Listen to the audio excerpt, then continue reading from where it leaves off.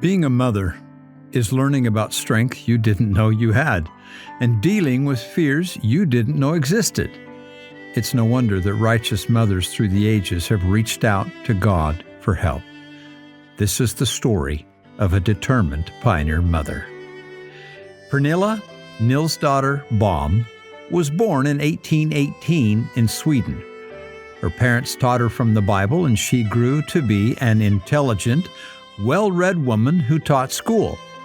In 1844, at the age of 26, Pernilla married Ole Nielson. They lived in Sweden and Denmark, and Pernilla gave birth to 8 children, though 4 died as young children. While living in Denmark, the family met missionaries from the Church of Jesus Christ of Latter-day Saints, and in 1856, they were baptized. Providing the basic necessities for the family was a struggle. Like many other Scandinavian church members, Pernilla and Ole longed to gather to Zion. The cost to travel with a church-sponsored company was $45 for an adult and less for children. Delaying until the whole family could go together would increase the cost. Their dream of saving enough money for the journey to Utah seemed impossible, until Pernilla received a small inheritance when her parents died. However, this was only enough money to pay for part of the family. It was decided that Pernilla and the 3 youngest children, 9-year-old Sven, 6-year-old Lars, and 4-year-old Sine, would join the company, leaving that spring. Her husband Ole and oldest son Peter would stay behind in Denmark to work and save money, coming to Utah later. Their tickets were paid that winter. As spring came, Pernilla faced some new health challenges, which would make the trip more difficult, but she resolved to move forward. At the age of 45, on April 30th, 1863, she and her 3 young children joined 600 Scandinavian church members at the Copenhagen, Denmark docks to begin the journey. The company traveled to England. They boarded the ship B.F. Kimball and on May 3rd, 1863, sailed from Liverpool. It was a tough crossing. Shipboard conditions were difficult: overcrowding, disease, seasickness, poor food, and little to do. The family shared 1 bunk bed. Because of so much sickness on the ship and bad weather, cooked meals were only allowed every 3 days. The rest of the time, they ate dry crackers.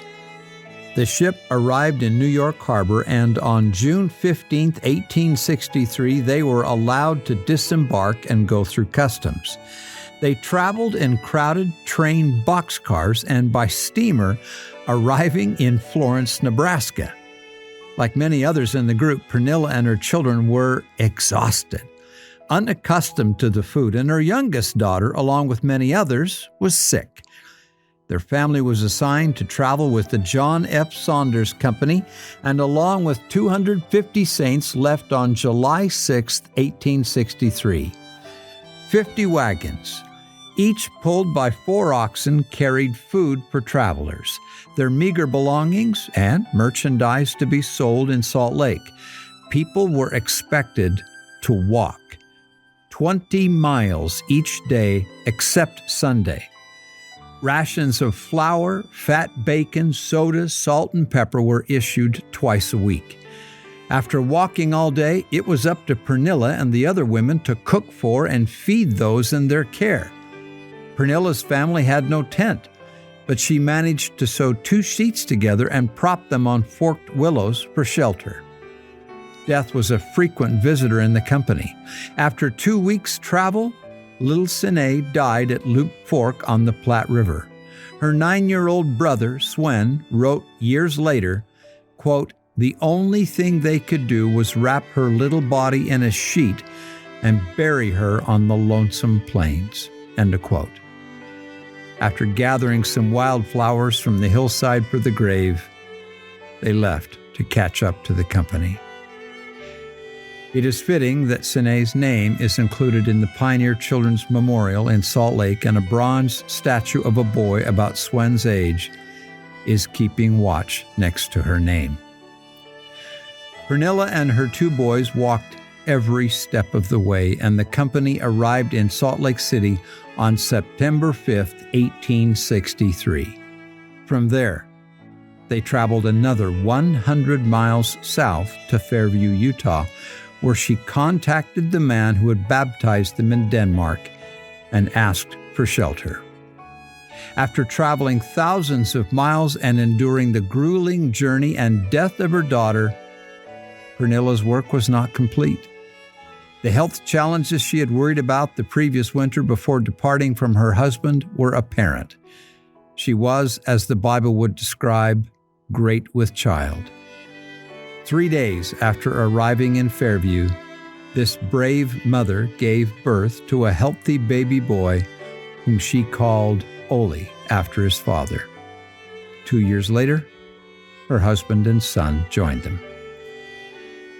Pernilla never considered her life remarkable, yet her posterity of over 1,300 honor her legacy and have benefited from the choices she made to join the church, come to Utah, and teach her children the gospel.